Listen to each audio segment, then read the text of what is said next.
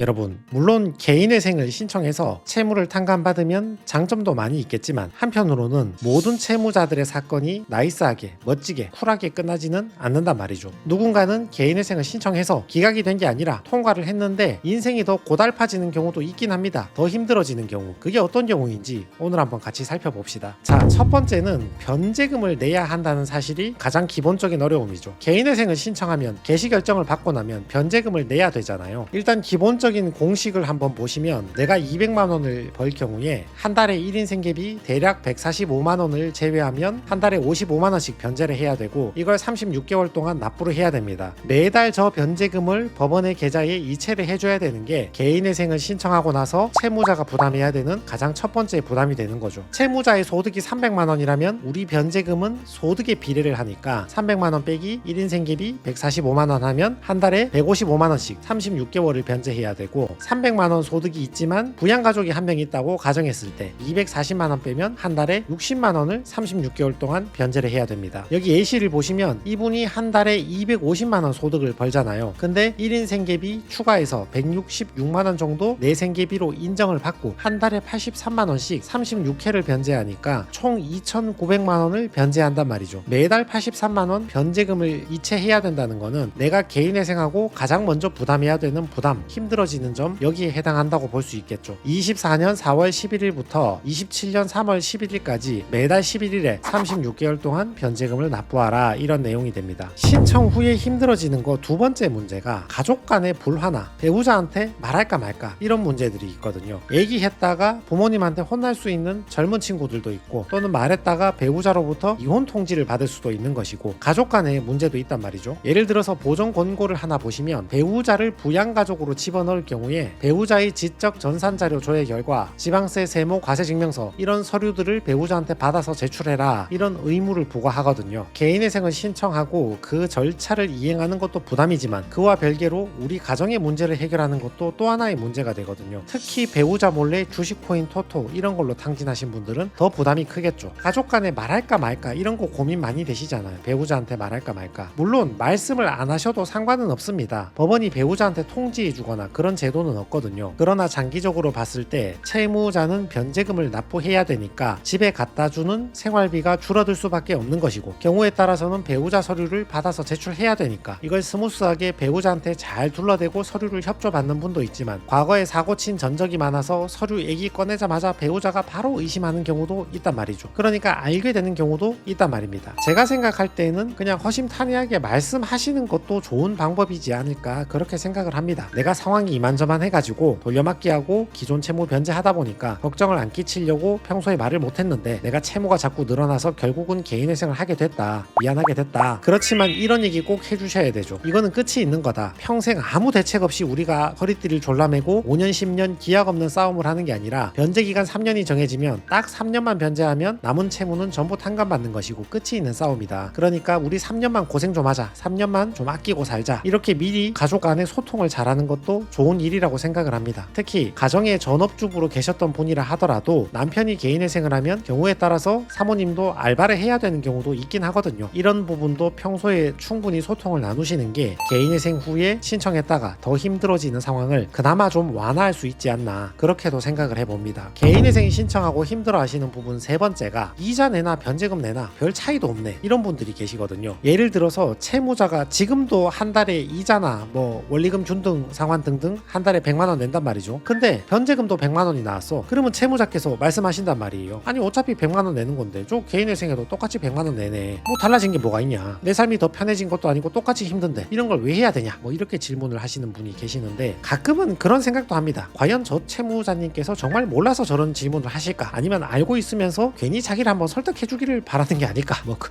그런 고민도 한 번씩 하긴 하는데 아무튼 개인회생을 했을 경우에는 나의 채무가 1억이 있다고 간주했을 때 일부는 탕감받고 일부는 변제를 하잖아요. 사람에 따라서 변제 비율은 다르긴 하지만 좀 많이 변제하는 사람도 있고 적게 변제하는 사람도 있지만 얼마라도 탕감을 받는단 말이죠. 그렇지만 그냥 돌려막기를 할 경우에는 1억 원을 전부 다 갚아야 되잖아요. 그리고 1억 원이 앞으로 3년이나 5년 동안 발생시키는 이자도 전부 다 갚아야 되죠. 근데 여러분 돌려막기 해보셨으면 알겠지만 지금 이 영상 찾아보시는 분들은 연체 될까 말까 하는 위기잖아요. 돌려막기가 쉽지가 않잖아요. 그러면 이자를 못 내버리면 그때는 약정 이자가 아니라 연체 이자를 내야 된다고. 연체 이자는 이자는 약정이자보다 이율이 훨씬 높단 말이에요. 이 모든 것을 다 합쳤다고 고려를 했을 때는 1억 변제하는 것보다 훨씬 더 변제를 해야 됩니다. 그러니까 똑같은 100만 원이 아니죠. 변제금 100만 원 내는 게 훨씬 싸게 치이는 거죠. 쉽게 말해서 똑같이 100만 원 내도 개인회생은 3년 지나면 끝이 나잖아요. 남아있는 채무가 얼마든 간에, 남아있는 이자가 얼마가 발생했든 간에 그런 건 모르겠고 3년 변제하고 끝 이렇게 되는데, 그냥 돌려막기를 한 경우에는 내가 이자하고 연체 이자를 제대로 변제를 못하면 10년 동안 변제해도 원금을 다 갚을 수 있다는 장담을 못하는 거죠. 이걸 지금 찾아보시는 여러분 스스로가 제일 잘 아시잖아요. 분명히 예전에 채무 2-3천만 원 정도 있을 때 그거는 갚을 수 있을 줄 아셨죠. 2-3천만 원 밖에 안 되니까 월급 받아가지고 생활비 쓰고 나머지로 갚으면 되겠지라고 생각했는데, 그 채무가 지금 7천만 원, 8천만 원까지 커졌잖아요. 못 갚았잖아요. 그게 이자하고 연체 이자 때문인 거예요. 2-3천만 원 별거 아닌 것 같지만 월급 받아서 생활비 쓰고 저거 갚으려고 하면 잘 안 된다니까요, 막상 해보면. 그러니까 변제금 내나 이자 내나 별 차이도 없네, 그렇게 생각하시기보다는 어차피 은행에 갖다 줄 그 돈 법원에 3년만 갖다 주면 어찌됐건 끝은 나는구나, 이렇게 생각하는 게 그래도 정신적 고통을 조금은 더 완화해주지 않을까, 그렇게 생각을 합니다. 개인회생 신청한 후에 더 힘들어지는 거 네 번째가 변제금이 많다 이거죠. 이 돈 갖고 어떻게 사냐. 예를 들어서 이분 거 한번 봅시다. 본인하고 배우자 이렇게 두 명을 부양해야 되는데, 월급 250 받아서 1인 생계비 플러스 조금 더해서 166만 원 빼고 한 달에 83만 원, 총 2,900만 원을 변제해야 되거든요. 이분은 청산 가치가 있어가지고 2인 생계비 240만 원을 다 뺄 수가 없는 분이야. 적어도 한 달에 83은 변제를 해야 되는 사람이거든요. 그러면 이분이 한 달에 쓸 수 있는 생활비는 166만 원이잖아요. 변제금이 많다고 느낄 수 있고 166 가지고 내가 어떻게 사느냐, 그렇게 고민이 많으시겠죠. 일단 제가 알기로 이 업계에 있는 변호사님들이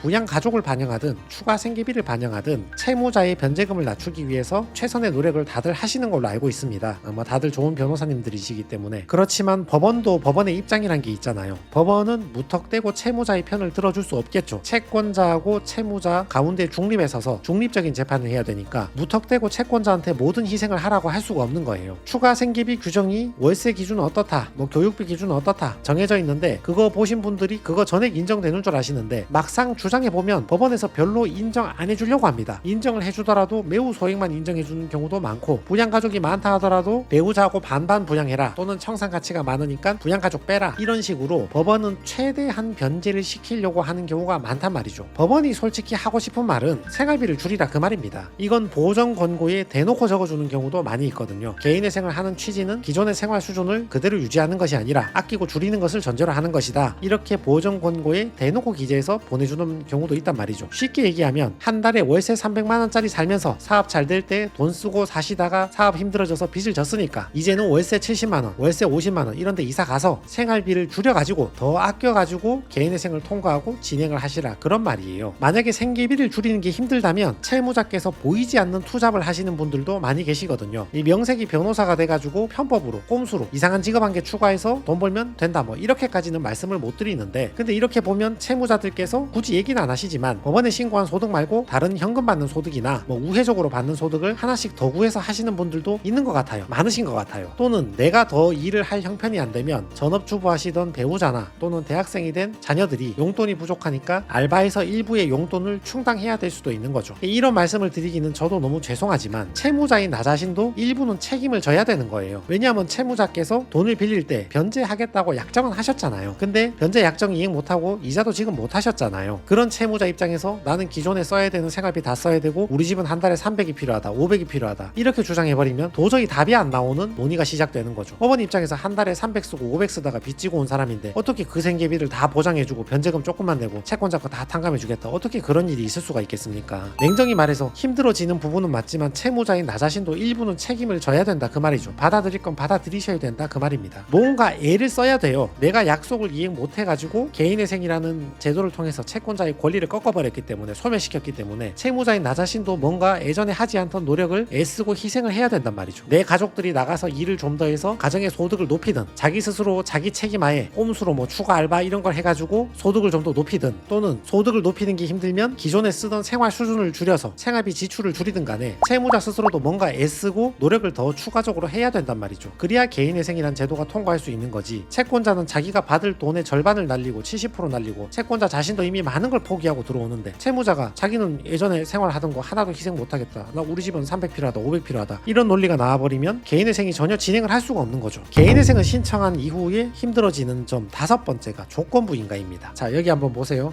최근 1년간 월 평균 소득을 평균 내가지고 해마다 신고를 하라 그런 말이죠. 그래서 재판 인가될 당시에 본인이 기재해서 제출한 소득보다 30% 이상 증가한 경우에는 증가한 소득의 50% 이상을 변제금으로 더 납부하겠다고 더 벌면 더 낸다 이런 얘기입니다. 자, 조건부 인가의 취지는 더 벌면 더 내라 이런 취지거든요. 조건부 인가가 없다면 정해진 변제금만 내시면 됩니다. 뒤에 소득이 늘든 줄든 법원에 신고할 의무가 없습니다. 어떤 사람이 조건부 인가가 많이 나오는가? 최근에 취업한 사람, 그리고 취업했는데 최저시급이거나 그에 미달하는 월급을 받고 있는 사람, 그리고 작년보다 올해 소득이 현저하게 줄어든 사람. 법원이 볼 때 지금의 직장이나 지금의 소득이 개인회생을 앞두고 일부러 낮춘 게 아닌가, 또는 없는 직장인데 방금 취업했다고 거짓말하는 게 아닌가, 이렇게 의심할 사정이 있는 경우에는 조건부 인가가 나올 가능성이 높아집니다. 뭐 무조건 나온다까지는 아닌데, 개인회생 신청하시는 분들 중에는 방금 폐업했다거나 또는 방금 이직했다거나 무직인데 취업했다 이런 분들이 많이 계시거든요. 급하게 구한 직장은 최저시급 근처 200만원 정도밖에 안 될 때가 많죠. 200만원 빼기 1인 생계비 145만원 하면 한 달에 55만원 변제를 하게 되잖아요. 그러면 또 그런 말씀 하시는 분이 있어요. 저렇게 작은 월급으로 가면 뭐가 유리하냐, 어차피 조건부 인가 나올 것인데 유리한 게 한 개도 없다, 뭐 그렇게 말씀하시는 분도 있는데, 뭐 일장일단이 있습니다. 살짝 비교를 해보면 200만원 소득에서 한 달 변제금 55만원인데 방금 취업했고 월급이 너무 작아서 조건부 인가가 붙었어. 변호사 입장에서 현금 받는 일 따로 구해라, 뭐 이렇게까지는 말씀을 못 드리는데, 뭐 변호사 모르게 법원 모르게 몰래